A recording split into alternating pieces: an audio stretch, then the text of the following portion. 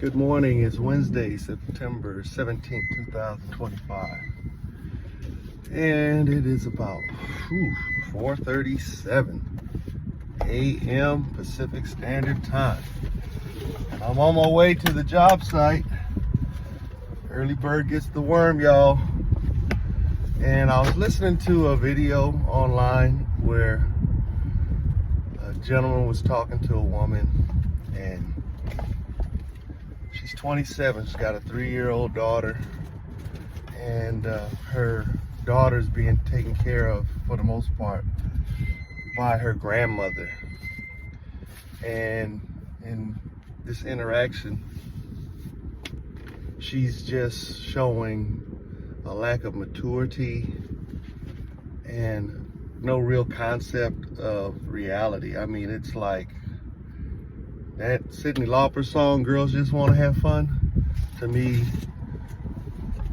that song should have been kind of like the song of the millennium. Even though it was produced back in the 90s, that's the mentality of the average woman in the West. It's all about them. It's all about their happiness. It's a very selfish driven kind of a thing. But what I wanted to say is not focusing so much on what's incorrect or what's wrong or what's bad, I would say evil. I mean, literally it's evil, and it's evil to the degree that people would say, I wish the generation before me had shown me different. I wish somebody had told me better. And I just have to disagree that my parents and society told every generation better. Old TV shows back in the 40s and 50s demonstrated a certain ethos, a certain ethic. I think most children today, if I were to enter, or most adults, if I were to ask them, what is an ethos? What is an ethic? They wouldn't be able to explain to me what that means, because we've been miseducated and we've been told when you get to a certain age you're grown, but not really. And the funny thing is, most of these immature adults will tell you, I'm grown, you can't tell me what to do. But they're steadily parasiting off of things that you created and that you built. And what I'm going to say is, if you guys are so grown, if you young adults, young men, young women, anybody under the age of 25, if you're so grown, you should be able to handle all of the adversity that life throws at you. But none of you guys have really tested yourself. And the reason why is it's real comfortable living with mama, living with daddy, living at home, not taking up the responsibility. When many of you, it would do you a service to join an organization like the military. It would do you so much, because you would be a part of an organization greater than yourself. And these organizations, the military, they deal with life and death. They deal with security, protection. And in them doing their job, there's so many things that they have to do to make sure that if war breaks out, we've got a shot at winning. That's probably the greatest blessing and benefit that you're going to get joining the military. The military kind of stumbled for many decades by buying into the, equality, men and women are equal and all of this. And, propagandists and marketing agencies through media like movies, TV shows, really tried to paint this picture that women are just as strong and capable as men. And they're not. So if you're going to go into battle, hand-to-hand combat, the only thing that might offset it is the technology. But even with that, there gets to a point where war becomes a bloody proposition. It becomes an event where people are confronted physically and have to literally kill another person. To take a bullet and kill a person is fairly easy, but when you run out of bullets and you got this aggressor or enemy confronting you and they want to go home, you can see in their eyes they're going to do whatever it takes to get rid of you so they can go home alive and you stay in the field dead. But nobody's looking at having children, life, as being so serious that your survival is at stake. And this is what all of these women would want to say, and you'll know when you're not doing what you're supposed to do when you start talking about somebody who's doing a lot for you and you demand that they do even more. This is one of the tales that you didn't do what you were supposed to do at the time you were supposed to do it, and you didn't even have a clue enough to wake up. You just continued to walk asleep, looking back at this person with disdain, disregard, disrespect, to say, I don't like you because you should have done more. And I'm just telling you straight up, I was one of those guys who did what I thought was the right thing. I was a role model. I gave examples, not just in word, but in action. And I made sure that my children knew and understood that what you see before you is something that was created not out of selfishness, not out of a sense of, it's all about my happiness. It's all about the survival of my family. The survival of my family. To say my family, what does that mean to a man? For a man to say that, he's already accepted the fact that these children belong to him. This woman belongs to him.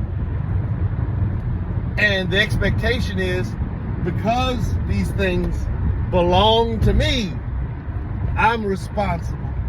And their safety, their security, their future rests in all of the decisions that I'm going to do. I have yet to hear any of these young men that are posting videos about life talk in terms of beyond themselves, beyond what they want. They sound a lot like the women of my generation, where everything's all about them. And I'm telling you, ladies, and I'm telling you, young men, you guys need to figure out how to get outside of what you want and to start thinking about the world, society, your children, and all of that. Because you guys are chasing the bag, you're chasing money, and you really think having a whole lot of money is going to solve the problem. Having a whole lot of money solves a lot of problems, but the trade-off is it creates a lot of problems. Like, as an example, me and my business partner, we're doing very well right now. Our business has only been in existence for not even a year. Yet here it is, because of the Palisades fire, because of the Altadena fire, we have 4 ground up builds.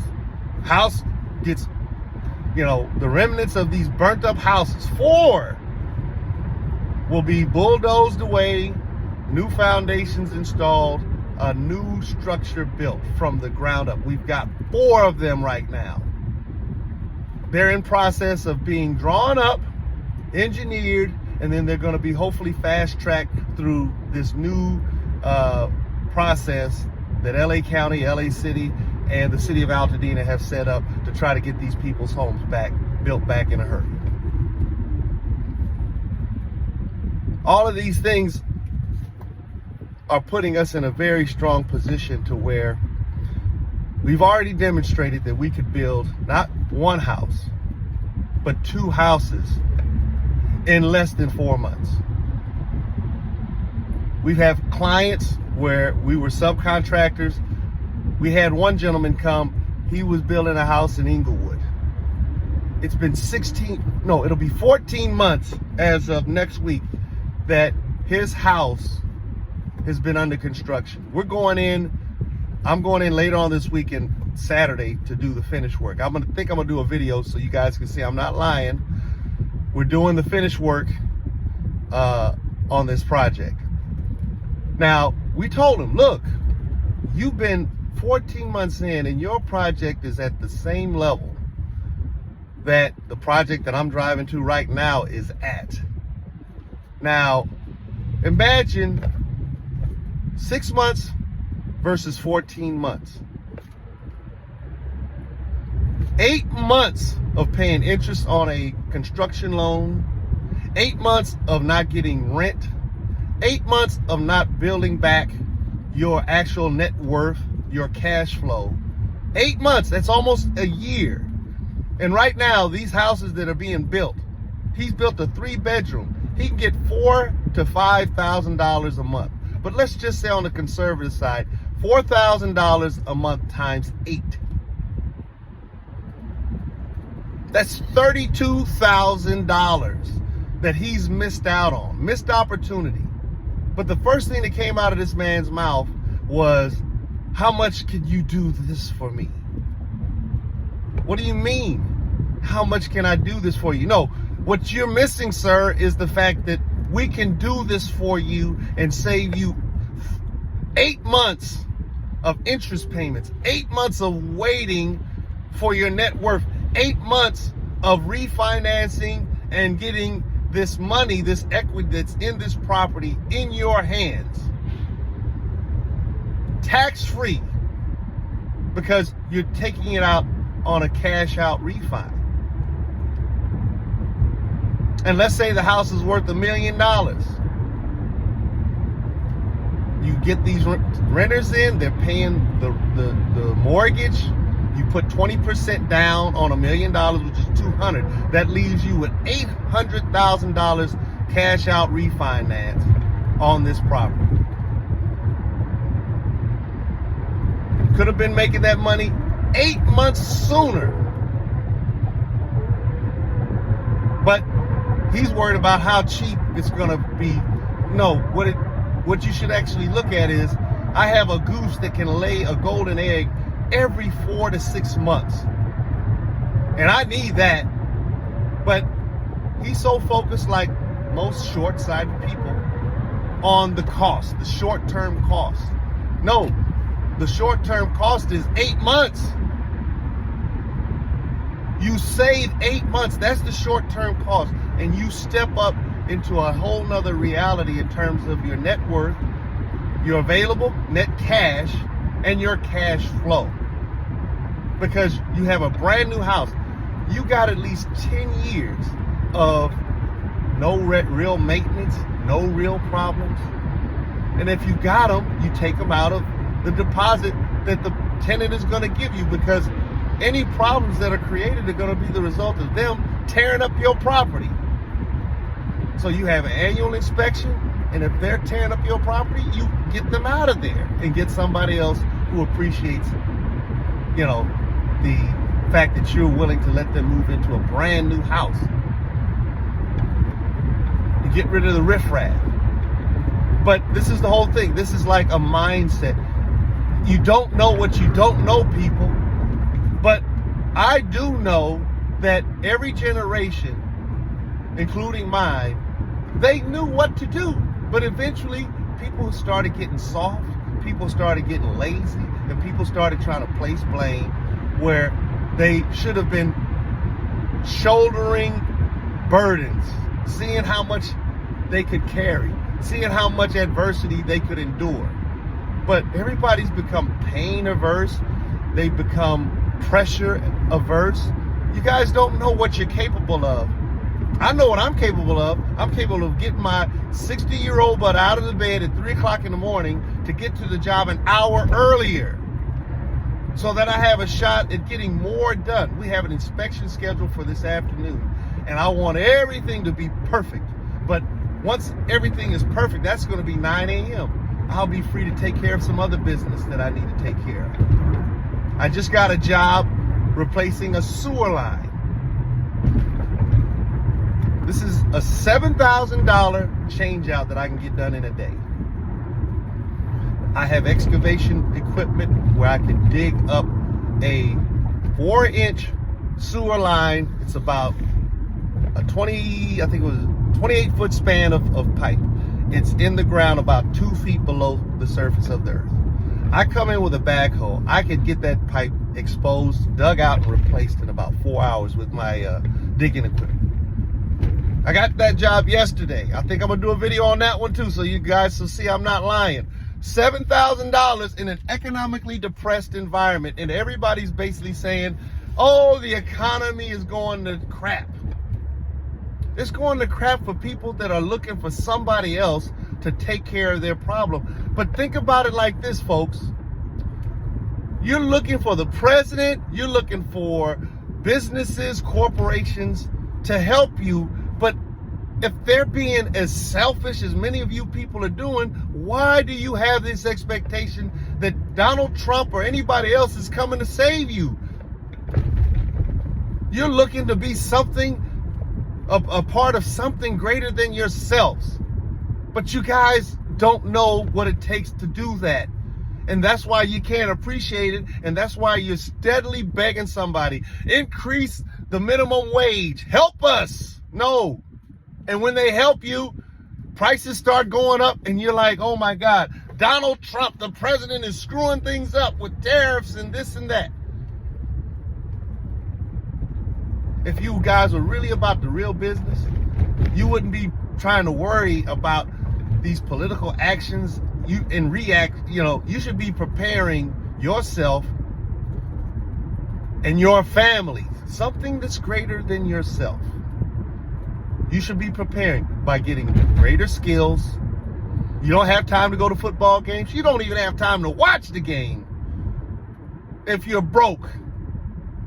But everybody is looking for somebody to save them. But that's deep down inside.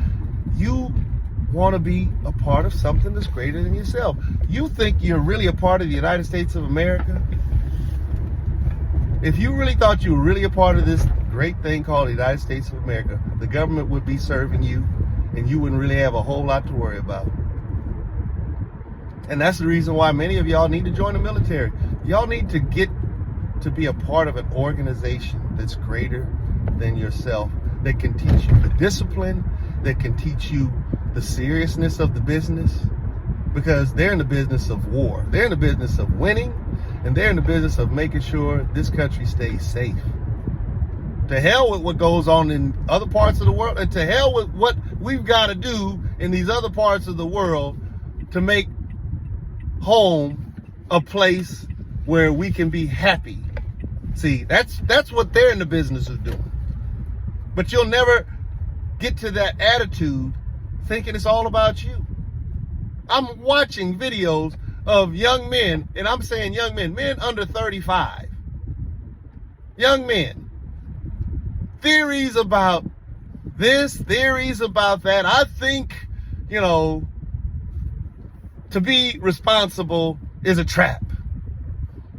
To be irresponsible is a greater trap. And with that, I'm going to depart. I think I've said enough. This is just a morning meditation, y'all. I know I was going to head off on another little tangent, but I think I've said enough for this to be a great video to be posted this morning. But we need to get back, and every generation, I believe, deep down inside, everybody knows what they need to do. They're just too cowardly, too afraid, or there's just too much going on for them to pause long enough to delay any moment of happiness to build for the future.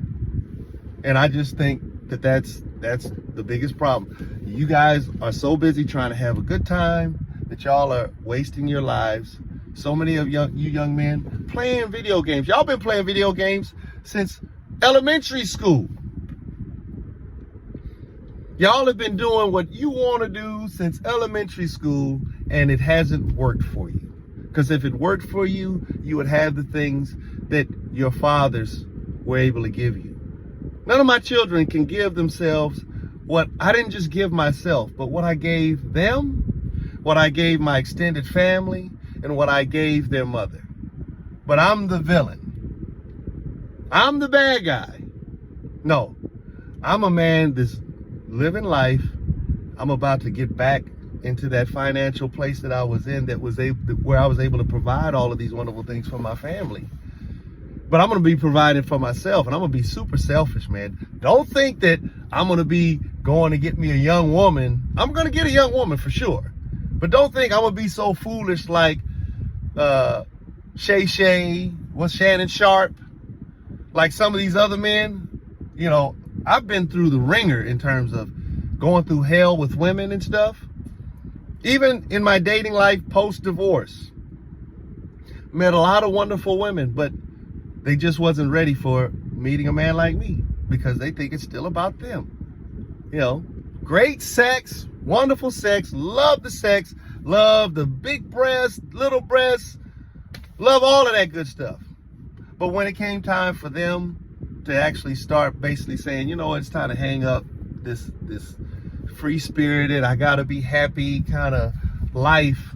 They just want to keep it going.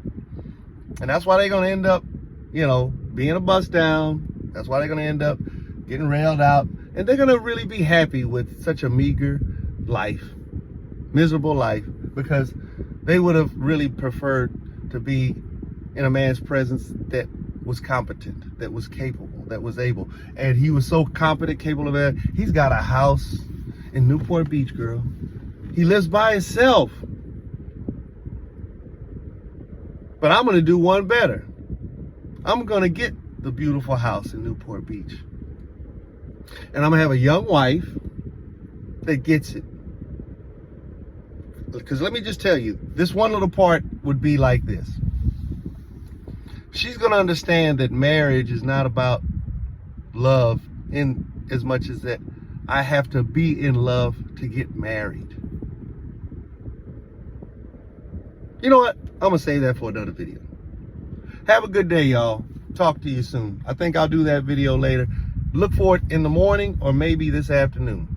Take care.